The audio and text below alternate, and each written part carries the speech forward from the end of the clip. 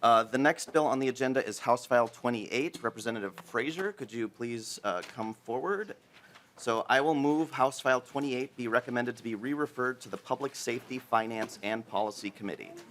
Welcome to the committee, Representative Frazier, to your bill. Thank you, Mr. Chair, Vice Chair, lead committee members. I'm here today to present House File 28. House File 28 will restore the right to vote back to individuals that have been convicted of a felony but are no longer incarcerated. This bill has been around for quite some time now, and it has had bipartisan support in the past. It goes back multiple years. It has been carried by former House member Keith Ellison, former House member Bobby Joe Champion, who is now a leader on this bill in the Senate, and it has been carried by former House member Dane, who will be here to testify as well today. The cornerstone of our democracy is the right to vote. That right allows for an individual to participate in the process of electing representatives and weighing in on critical ballot questions that impact their daily lives. Currently, there are over 50,000 Minnesotans who are living throughout our state that are on probation or parole. These are mothers, fathers, sons, daughters, sisters, brothers, and our neighbors who are living in the community, working to provide for their families, paying their taxes, and contributing to our state. They are people that have valuable insights and have proximity to the most pressing issues in their communities throughout Minnesota. Yet, because of a conviction in their past, these individuals are still denied the fundamental right to vote. We should seek responses to crime that do not simply punish, but also rehabilitate, heal, and restore. We must ask ourselves, if disenfranchising offenders after the justice system has concluded that they should be back working in the community and rebuilding their lives, serves any positive criminal justice outcome. Restoring voting rights to those convicted of a felony crime but no longer incarcerated is one of the ways to help facilitate reintegration into our communities by giving these individuals their voices back to participate in the electoral process. We have a representative democracy, but currently in our state, our government cannot truly be reflective and representative of all its people if certain voices continue to be shut out of the process. It is well past time to correct this. House File 28 will correct this issue. With that, Mr. Chair, I will yield to testifiers. Thank you, Representative Frazier. We have several people who have signed up to testify. First on the list will be Wintana Melican. After Wintana Melican will be Dr. Chris Uggan. Wintana Melican, please come forward. As in the previous case, all testifiers have been asked to keep their remarks to 2 minutes, and there may be a reminder if they go over that. And then we will have member questions after testimony has concluded. So, welcome to the committee, Wintana Melican. Please identify yourself first for the record and then proceed with your testimony. Hello, hi everybody. My name is Wintana Melican, a St. Paul resident. All right, go ahead and get started. Like the representative said, this piece of legislation has been around for many years. I actually began working on it in 2012. It was the first piece of legislation I had ever worked on. But moving beyond that, in 2018, I opened up my very first business. I opened up a restaurant. And when opening that restaurant, I wanted to close on Election Day. I wanted to give my staff the opportunity to go out and participate in society, participate in their civic duty. And every single one of my employees actually did not have the right to vote. As we know, many folks in the server industry have are folks that come from, our justice system, and it's often the only profession that they can get access to. All of my staffers were very hardworking, great citizens that were doing amazing work in the world and doing amazing work for me, and I couldn't even give them the ability to have the day off because they specifically asked to work. They said that they didn't want to take the day off. They wanted to be somewhere because everyone was walking around with red stickers that they could not have access to. I actually then ended up selling that restaurant. My family has since then opened 7 businesses, 7 different restaurants across the state of Minnesota, everywhere from Rochester, St. Paul, Minneapolis, and almost exclusively, majority of our staff are made up of folks who just don't have the right to vote because of these laws. Because of our massively long probation periods in our state, they have pretty much caused folks, mostly in rural Minnesota and in the Twin Cities, to not have access to the ballot. And it makes Election Day feel like a punishment, even though they've completely served their time. They're workers, they're producing taxable income for us, but yet they don't have the simple ability of participating in society as a full citizen. And so I'm really here as a business owner and as a former policy organizer to ask all of you to support this legislation.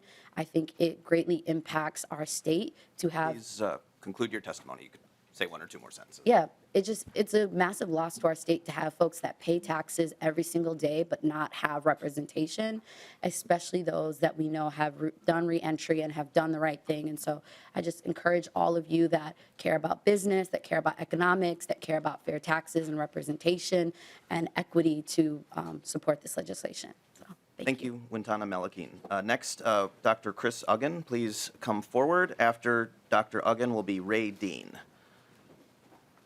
Welcome to the committee. Please identify yourself and proceed with your testimony. Thank you, Mr. Chair. My name is Chris Uggan. I'm a University of Minnesota professor of sociology, law, and public affairs, author of a book on disenfranchisement, and I speak in favor of the bill today. Since 2016, 8 states have similarly restored the vote to non-incarcerated populations.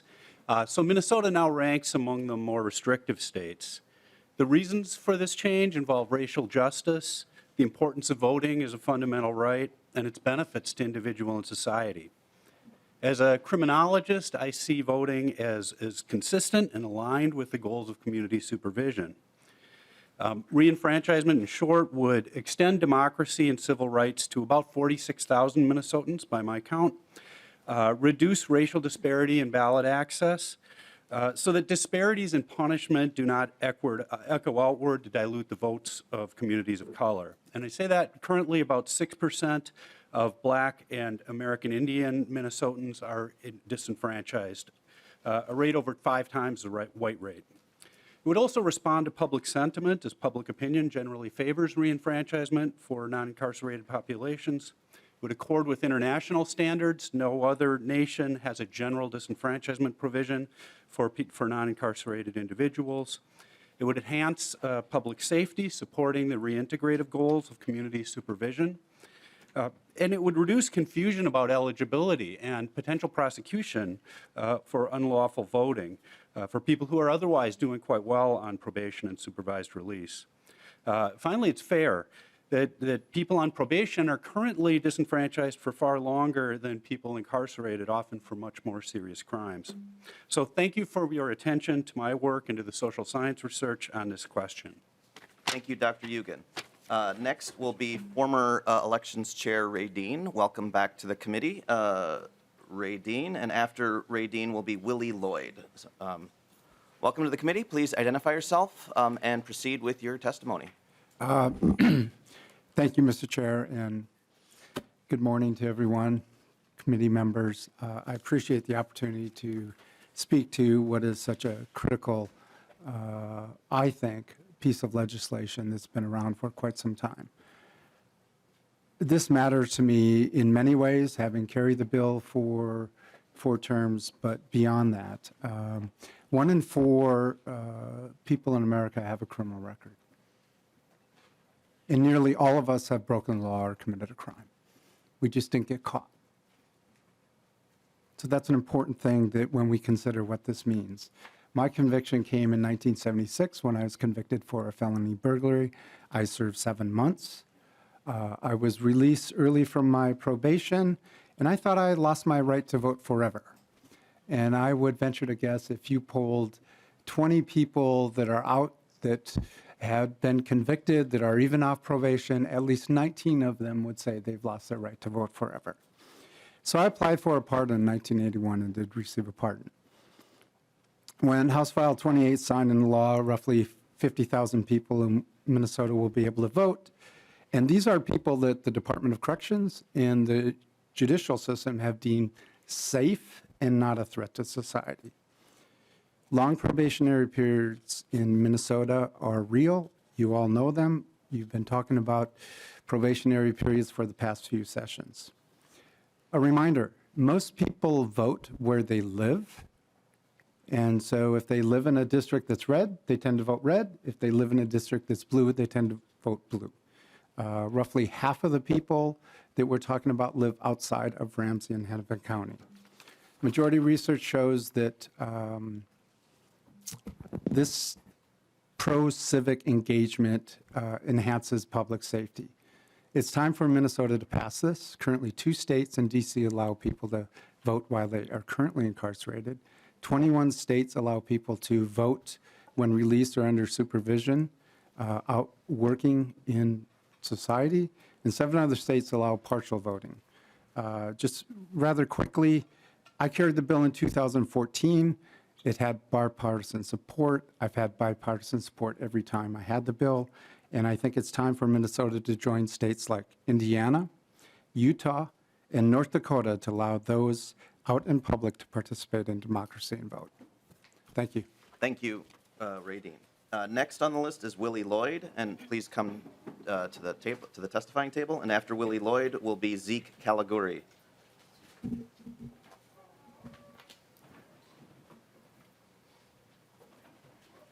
Welcome to the committee. Please identify yourself for the record and proceed with your testimony. I'm Willie Lloyd. Good morning, Chairman and distinguished members of the committee.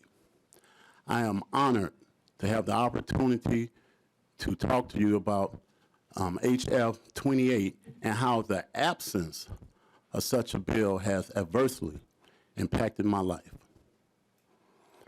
I sit here before you as someone who has been formerly impacted by the criminal justice system.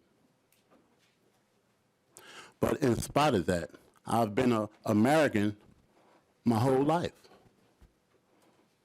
And just like some of you, I'm a spouse, a husband, a proud father of a 14-year-old daughter. And like some of you, I'm a businessman, a homeowner, a mentor, philanthropist, and I just so happen to be fortunate to work in the most noblest profession, and that is of a teacher. I've been teaching now for over 12 years. Over 5,000 students have came through my classroom. I am a leader in my community. But unlike you, I don't have a voice.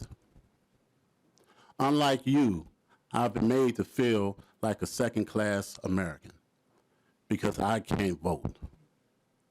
I humbly request and ask that you bring your full weight and might behind HF 28, because as we all know, in America, there's nothing more un-American than taxation without representation. Thank you. Thank you, Willie Lloyd. Next on the list is Zeke Caliguri, and after Zeke Caliguri will be Secretary of State Steve Simon. Welcome to the committee. When you are seated, please identify yourself for the record and proceed with your testimony. Thank you, Mr. Chair, members of the committee. My name is Zeke Caliguri. I do community outreach with Minnesota Justice Research Center.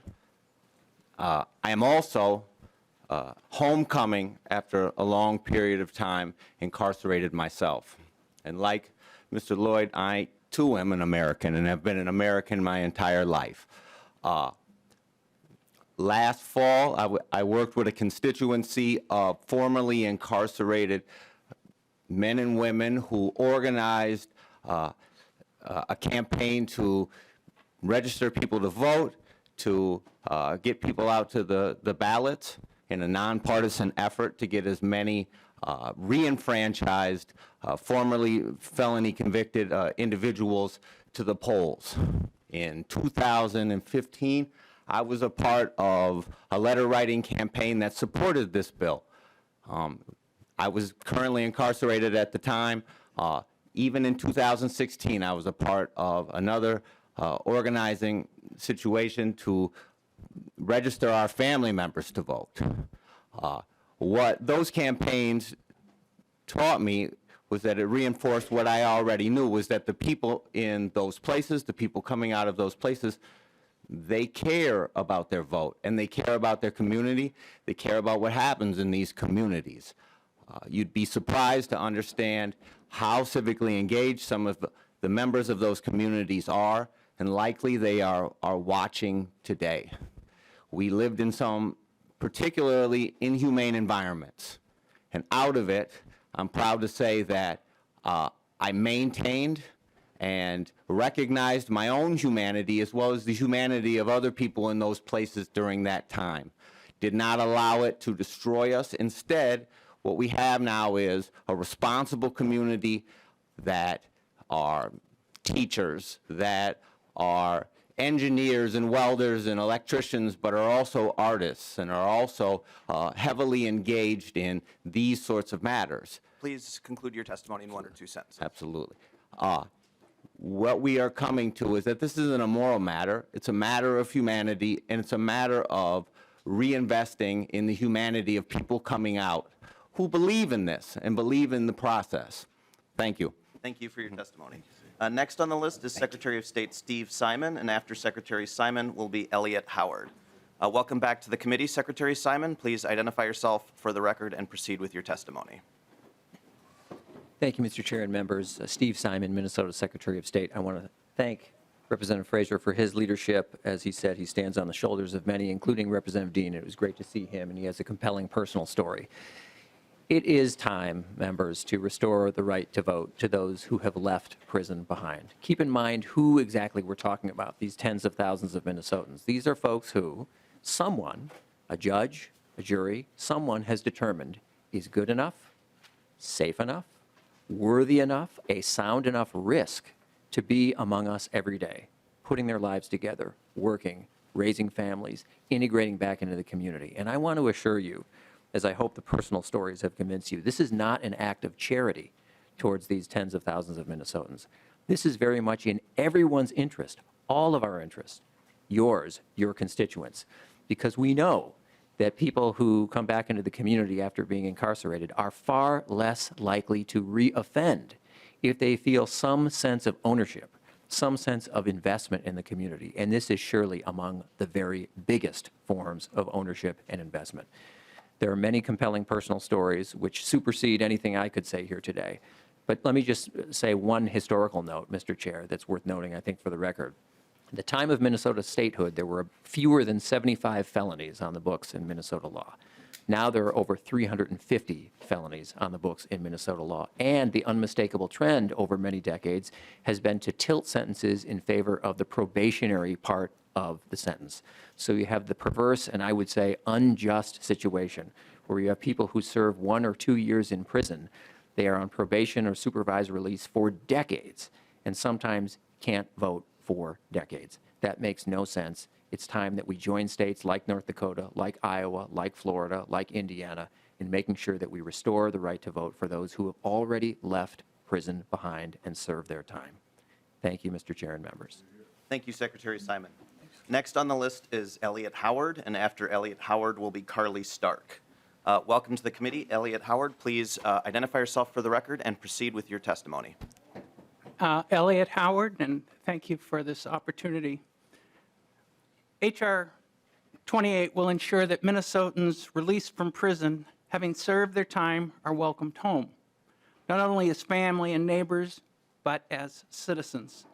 Citizens who possess the right to vote, which, as the representative said earlier, is the cornerstone of our democracy. 8 years ago, I sat with a dozen members of my congregation in the church lounge, huddled around a cell phone.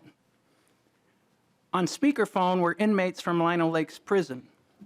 We at the church wanted to know about this legislation, and we wanted the opportunity, and we're blessed to have it, to ask those men how this legislation would benefit them once released from prison.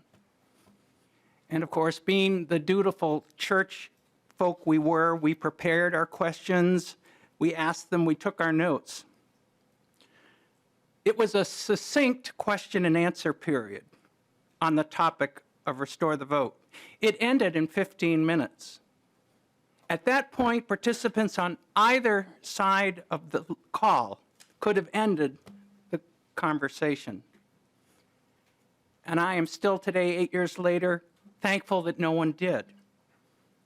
For what followed from there was not a formal, churchy kind of meeting or a quasi-research interview, but a conversation. A conversation among kindred spirits. At both ends of the phone were people who shared honest struggles, their own honest struggles on both ends of the conversation, about finding a better path for themselves and finding a little more light to see by. At both ends of the conversation were people who were working on themselves, and as Zeke had indicated in his testimony, were also working for the public good. Please conclude your testimony in 1 or 2 sentences. All right. I want to just say that the voting rights restoration for us as people of faith is a real way to put bones, to bring breath into elements of our faith, the lexicon of faith. And I'll close with this. Restoration, renewal, reconciliation, repair, return, yes, responsibility. I thank you for your time. Thank you. Next on the list is Carly Stark. Please come down. And then after Carly Stark will be Naomi Gaines Young. Welcome to the committee, Carly Stark. Please identify yourself for the record and proceed with your testimony. Thank you, Mr. Chair, members of the committee. My name is Carly Stark. I am the Executive Director of the Minnesota Association of Community Corrections Act Counties, known as MACAC. I had to take a breath before I said the name of my organization. We provide probation for around 3/4 of the cases in Minnesota. It's a county-based probation system. I'm also the Public Safety Policy Analyst for the Association of Minnesota Counties. This is not, elections is not usually in my policy area, so you have a letter that includes Matt Hilgart, who is the expert on the elections side. So I'll mostly be speaking to the correction side of this. We support the restoration of voting rights to individuals that have been convicted of a felony once they've completed their term of incarceration. Our current system is confusing, which makes it difficult for both people on probation and elections officials to administer. House File 28 would make the law easier to understand and eliminate the administrative complexities of the current system. The bill would make the analysis simple. If you are incarcerated in a correctional facility, you cannot vote. If you are in the community, you can. Investigation, prosecution, probation, and other services related to enforcing ineligible voting is expensive and burdensome for agencies that are tasked with enforcing it. This bill would eliminate the need for investigation by local law enforcement of those who have unknowingly registered to vote or voted before their rights were restored. Speaking from the community supervision perspective, MACAC believes that allowing probation clients to vote when in the community encourages active engagement in the community and supports pro-social activities, both of which have been shown through corrections research to increase the likelihood of success on probation. And when people succeed on probation, that means they leave the criminal justice system, they have jobs, they live in the communities, and they become a part of the community, which reduces crime and ultimately protects victims long term. Please conclude your testimony in 1 or 2 sentences. Yeah, I only had 1 sentence left. Thank you. Thank you, Representative Frazier, for authoring this bill. And on behalf of our organizations, we ask that you support this bill. Thank you. Thank you. Carly Stark referenced a letter. It is in your agenda packet along with several others. I would encourage you members to take a look at those, and members of the public, those are available on the committee website as well. Next on the list is Naomi Gaines Young, and after Naomi Gaines Young will be Ryan Hamilton. Naomi Gaines Young, when you get to the table, please identify yourself for the record and proceed with your testimony.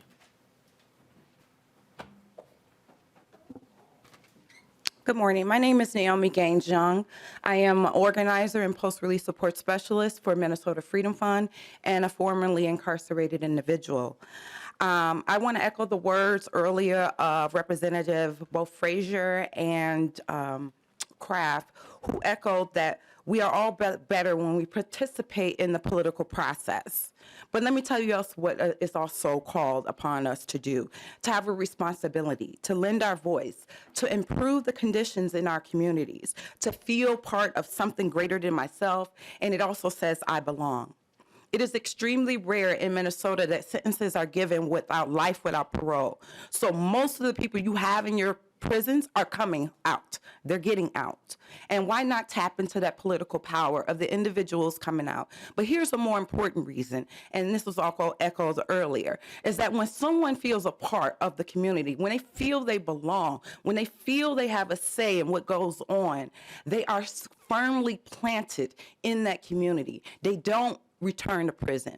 If they're given the right, the just ability to prove themselves and that they can make a meaningful contribution to the community. So let's start by restoring this vote. That is the beginning of this process. And later we can work on the other civil rights that are currently denied to individuals, such as housing. If you have a criminal history, you cannot live somewhere. Just this week, me and my husband were denied housing because of my criminal record. My husband doesn't have a criminal record, I do. But yet we can't, even though I've improved my life, even though I remain law-abiding, even though I am more financially independent to elevate in my life, I cannot do so because of my criminal history. But the beginning of this process can start with restoring the vote of people who are newly released from custody. Thank you. Thank you for your testimony. The next testifier is Ryan Hamilton. Please come down, Ryan Hamilton, and after Ryan Hamilton will be Dane Smith. Welcome to the committee. When you've seated yourself, please identify yourself and proceed with your testimony. Chair Freiberg and members of the committee, good morning. I'm Ryan Hamilton, Government Relations Associate for the Minnesota Catholic Conference. The Minnesota Catholic Conference is proud to be a part of the Restore the Vote Coalition and would like to express our support for Rep. Frazier's House File 28. Pope Francis has said, "Where there is no mercy, there is no justice." The Catholic Church has consistently advocated for responses to crime that do not simply punish, but rehabilitate and restore. We must ask whether disenfranchising felons, after the courts have allowed them to return to their families and communities, serves any positive criminal justice purpose, or is it merely punishment for punishment's sake? There is no doubt that justice-involved individuals face significant collateral consequences once they leave prison. The inability to vote and have a say in the public decisions that affect their families is just another stumbling block for those trying to reconcile themselves to their communities. The restoration of voting rights is a critical step in giving people legitimate chances to forge new paths in their lives. Catholics believe that every saint has a past and every sinner has a future. Offering a second chance to justice-involved individuals, as Secretary of State Simon said, it serves the common good of all Minnesotans. Please vote aye on favorable passage of House File 28. Thank you, Rep. Frazier, for your leadership on this issue. Thank you. Thank you for your testimony. Next on the list is Dane Smith, and after Dane Smith will be Munira Mohamed. Welcome to the committee. Please identify yourself once again and proceed with your testimony. Thanks, Mr. Chairman and members of the committee. Again, my name is Dane Smith, and I'm here today representing Clean Elections Minnesota. One of our primary missions is to ensure maximum voter participation.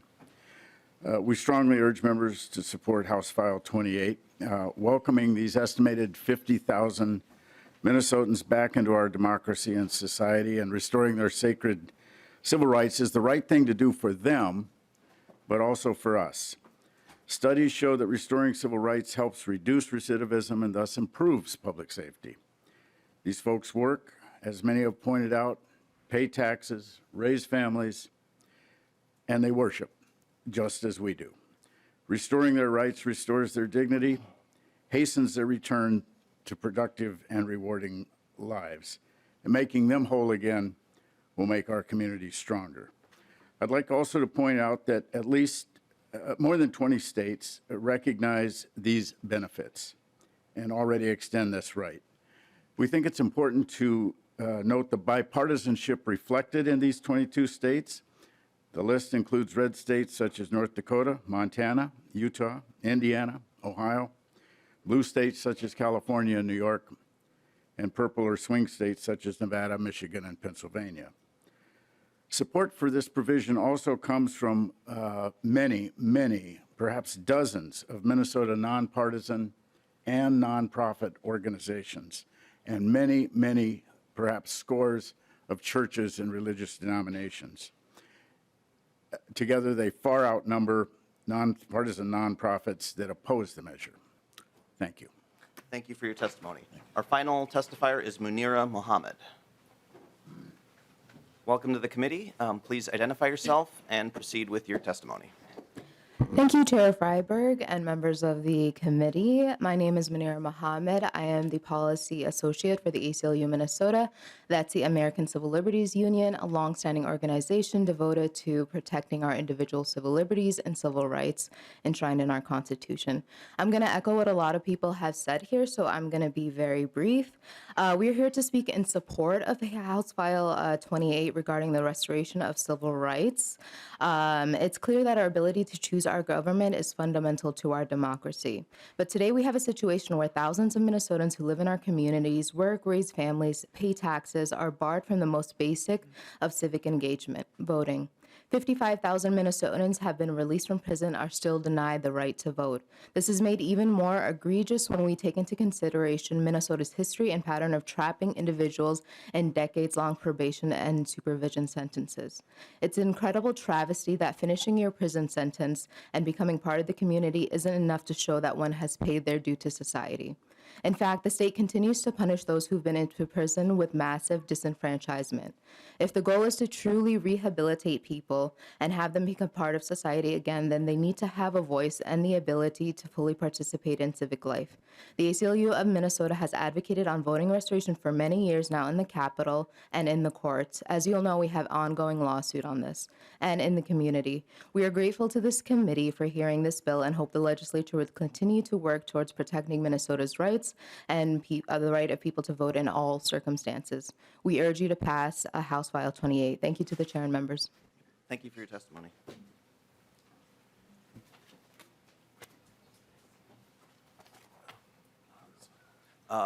So thank you. Member, it's time for a member discussion. Is there any? Representative Torkelson, then Representative Agbaje. Representative Torkelson. Well, thank you, Mr. Chair. I'd love to ask a question of Representative Dean. I just think he should come down. Former Representative Dean, could you please return to the testimony? Representative Torkelson, proceed with your question. Well, he may not be able to answer this question, but I just wanted to welcome him back to the legislature. It's been a while. So, we all. You know, I would like to explore a little bit the differences between Minnesota when it comes to sentences and the use of probation compared to other states. Representative Dean, do you have any information along those lines? Ray Dean. Mr. Chair and Representative Torkelson, that has not been my area of study, but Minnesota is typically a state that uses long sentences of probation beyond what other states do. And one of the reasons I think this is critical, and I know that in the legislature these past few years, you've been talking a bit about probationary sentences and what happens. Studies have shown that if any recidivism happens when someone's out on supervision or under probation, it usually happens within the first 3 years. So what that means is someone that has a 20-year probation, they're not likely to reoffend because if they were going to, it generally would have happened within those first few years. So I think that the thought has always been Minnesota has a fairly low incarceration rate, one of the lowest in the country, but it has the highest probationary rate. So we use things a little different than other states do. Representative Torkelson, follow up. Thank you, Mr. Chair. And I use the term representative because my understanding is that we refer to someone by the highest office they have reached. And while I fully understand that Representative Dean is no longer an active representative, I choose to honor him with the title in spite of that. My mistake. You did point out that that Minnesota, while we're certainly on the high end when it comes to the utilization of probation and the length of probationary and supervision, we are also on the low end when it comes to incarceration. And this is something I haven't had a chance to explore, but I believe there are felons who, while convicted of a felony, never go to prison. Am I understanding that correctly? And how will they be treated? Perhaps this is a question for the author, but either of you could enlighten me on this question. Mr. Chair and Mr. Representative Turkelson, I will definitely defer to the author of the bill. Representative Frazier. Thank you for the question, Representative Torkelson. Yes, there are individuals that may be convicted of a felony and never actually end up incarcerated. The way this would work with those individuals is that the moment that they are convicted or they take a plea deal and they are given a sentence for their conviction of the felony, if they are not incarcerated, they would have the ability, they would be eligible to vote. Representative Torkelson, Thank you, Mr. final Chair. follow-up. I'd like to get to as many member questions as possible. I understand. So if someone is not sentenced to prison, but is given a probation and they then violate probation, what happens to their voting rights in that case? Representative Frazier. Thank you, Chair. Representative Torkelson, if they violate that probation and then they are then incarcerated, they will lose that right to vote. Thank you. Representative Agbaje. Thank you, Mr. Chair, and thank you, Representative Frazier, for bringing this bill. It's great to see so many members of the community out here supporting this. I just want to continue to reiterate my support for this bill. So many members of our community have served their time, and when they're out, they are participating in our society, and the right to vote just makes them want to participate more and want to be stronger members in our community. And so I continue to applaud these efforts. I think if I had a question, it would just be if you could explain a little bit further, Representative Frazier, the educational aspect about this, once people receive their right to vote, how the corrections systems will inform people, and what other education programs will be available to let people know that their right has been restored. Representative Frazier. Thank you, Mr. Chair. Thank you, Representative Agbaje, for the question and for those supportive words. The way the bill is laid out is that the correctional facility or the lead of the correctional facility will have to provide information to the individual once they are departing the incarceral state that they have their voting rights restored. They're also to supply them with a voter registration application so they can get the process started to register to vote. We're also requiring the Secretary of State to gather information, informative information to provide to the courts and to those correctional facilities, informing them of what the rights are of those individuals once they leave the incarceral state. Thank you. Representative Coulter. Excuse me. Thank you, Mr. Chair. I don't have any questions, but I really just want to say that I am, as a new member of this body, I'm really proud that this is one of the first bills that I'm going to get to vote out of committee. This is right morally. My wife grew up at a Lutheran church camp in rural southern Minnesota and reminded me that this concept has its roots in biblical values. But it's also right from a policy perspective. As many folks have noted, folks who are released from incarceration are far, far less likely to recommit if they are given ownership over their community, if they are full-fledged members of the community. And right now, these are folks who pay taxes. They pay sales taxes, income taxes, Social Security taxes, gas taxes, and yet they are not entitled to that full measure, of citizenship. And I guess that just does not sit well with me. And I think that it's something that is just going to be a positive benefit for the entire state. And the final thing I would mention, and there were comments made earlier about proposals from this committee being sort of bipartisan. And I guess I would just sort of ask a general question, what our definition of bipartisan really is. As has been noted, this would put us on the same platform as such notable blue and progressive bastions as Indiana, Louisiana, Montana, North Carolina, North Dakota, Ohio, and Utah. And more locally, I know that this bill from my previous work has also been championed by now former Senator Dan Hall, who, those of you who know him, would hardly mistake him as a liberal socialist. I think, you know, the question is, what does it mean to be bipartisan? Does it mean that it's supported by everyone in this committee and in the full House, in the legislature, or does it mean something broader? Does it mean that regardless of political persuasion, this is something that folks can get behind and that folks can support? And I think we have ample evidence that that is absolutely the case. So I'm again really, really proud to be supporting this bill. Thank you. Thank you, Representative Coulter. There was a error on our, we missed a testifier, so with members' indulgence, this testifier came up from Red Wing, so I'm going to invite her to come down to speak. So I apologize for that. Is there a Vicki Lampert here? Okay, sure. If you could keep your remarks to 2 minutes. We can go maybe a couple minutes over. I do have 2 members left on the question, so I apologize for bypassing you there. But please identify yourself for the record and proceed with your testimony. Mr. Chair and members of the committee, my name is Vicki Lambert, and I'm from Red Wing.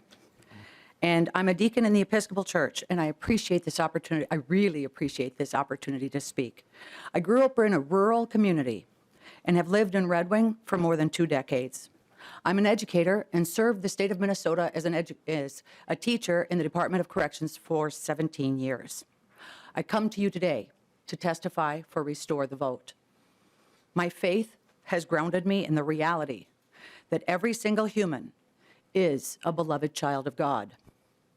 They are worthy of dignity, respect, and having their voice heard and valued in our democracy. And I believe that Minnesota can live into this idea. People who have experienced incarceration deserve to experience restoration and redemption in our society. Restoring their rights of citizenship restores them of their voice and dignity. Restored people restore communities. You heard that earlier. Minnesota, as you know, disenfranchises over 50,000 people of our beloved neighbors by preventing them from voting until they get off paper. And this disproportionately impacts Minnesotans of color. And you have already heard from several formerly incarcerated persons. I've seen hundreds of boys and men stripped of their dignity in prison. They're often victims of trauma in an unforgiving world. And I noticed how they felt so discouraged that they still felt unworthy and disenfranchised because they were not allowed to operate as full citizens once their time of incarceration was served. Please. In my own family, I have seen the negative impact on extended probation. My own family has indicated a disgust with this system, which has intentionally excluded him from participating, as well as the other negative impacts that he's experienced, such as difficulties renting and finding employment. Please conclude your testimony in 1 or 2 sentences. We have a responsibility to fulfill the most basic promise of our democracy. And I haven't heard the state of Maine, which has never restricted voting rights from anyone, regardless of their incarceration. Now is the time, ladies and gentlemen, to restore voting rights for all of these over 50,000 Minnesotans. Thank you so much for your time. Thank you.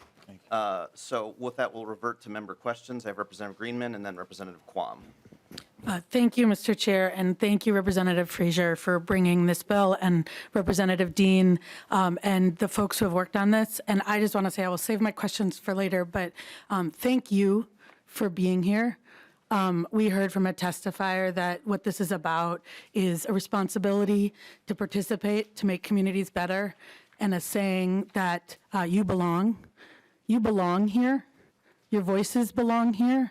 They belong here at the center of our policymaking process, at the center of our political process. And so I just want to really appreciate all the work that's gone into doing this, the Restore the Vote Coalition, and know that it is, 8:30, 9 o'clock in the morning on a very slippery Wednesday, and there's a reason that this hearing room is full. And so I just want to thank you and thank all of you for being here, participating, and believing in our democracy, that we can bend the arc. Thank you. Thank you, Representative Greenman. Representative Quam. Thank you, Mr. Chair. First, I was confused by some semantics in a previous testifier who said that when they're released from incarceration, they're released from criminal justice system. I always thought, and I think the government, budgeting, et cetera, consider probation officers and the people that are handling the release as still part of the criminal justice system.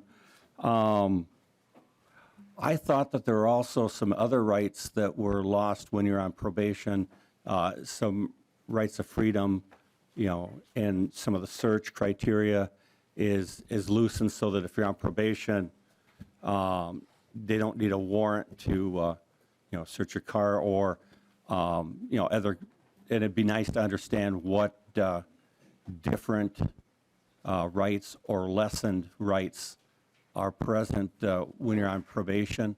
So it'd be nice maybe if staff could give that to the people. I'd also, through this discussion, I would like to find out what people are thinking of, what serious crimes really aren't, you know, they're trivial, so they shouldn't be a felony.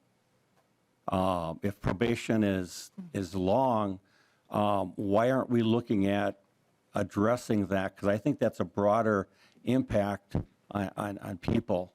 So, you know, it mainly go to the people who have been testifying and the people outside groups that have sent the letters. Because if the system is, you know, so broke and we're such an outlier, we really should be, you know, looking at those questions and addressing. But frankly, I was surprised. I thought there was a, you know, we heard plea deal. I thought there was a discrepancy and disparity in the people that get the probation instead of incarceration.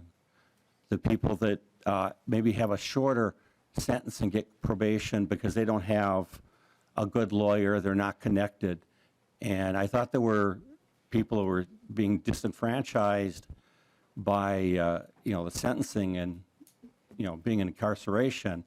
But apparently, you know, that's not an issue in Minnesota, because if it still is, and we're not addressing that, we're furthering the disparity that the, you know, poor, unconnected people from certain groups are suffering in the sentencing, and you're sort of rubbing their face in it by saying, well, you're spending your time in jail instead of on probation. So, you know, we aren't caring about you. We are focused on the connected people that got the plea deals, the special consideration, and we're going to give them, you know, back the right to vote, even though they haven't finished their sentence. But it's just because their sentence isn't incarceration in prison. It's the special plea deal they got because they could afford a good lawyer. So we are maybe not addressing the actual root cause of a problem. We're just doing some window dressing, and we're actually, I fear, looking at widening the disparity in treatment of certain citizens. Thank you. Thank you, Representative Quam. In terms of other rights that are taken away during the period of probation, this bill is being referred to the Public Safety Committee, so that seems like an appropriate discussion to occur there. We are a few minutes past our time, so I'll turn it to Representative Frazier. If you have any response to Representative Quam's comments, you're welcome to make them, and then you can proceed to your closing remarks as well. Thank you, Mr. Chair. Thank you, Representative Quam, for your comments. Public safety is the place to have that conversation. And your comments have, I will say, encouraged me, because if I'm hearing you say you want to work on criminal justice reform to ensure that we eliminate some of the disparities that we have, I will happily work on you with that. And if we can consider that to be bipartisan, let's do that in a bipartisan manner and get that done. But today we're here to talk about restoring the voting rights to individuals that are no longer incarcerated. And as we heard from testimony today from our faith community leaders, from individuals that have been impacted by our criminal justice system in a disproportionate manner. We know how important this is. And I couldn't close better than what was said by the individual that came down from Red Wing to testify. What she said was, restored people restore communities. That is what this is about, restoring individuals so they can continue to pour the good back into their communities, back into their families, and stay engaged. That is the most important thing, and that is something that we should be engaged on here and very, very supportive behind and united behind that. So I'm hoping to get everyone's vote in this committee as we move this bill forward. Thank you. Thank you. With that, I will renew my motion that House File 28 be re-referred to the Public Safety, Finance, and Policy Committee. All those in favor, please say aye. Aye. Opposed? Okay, with that, the motion carries. The bill is referred.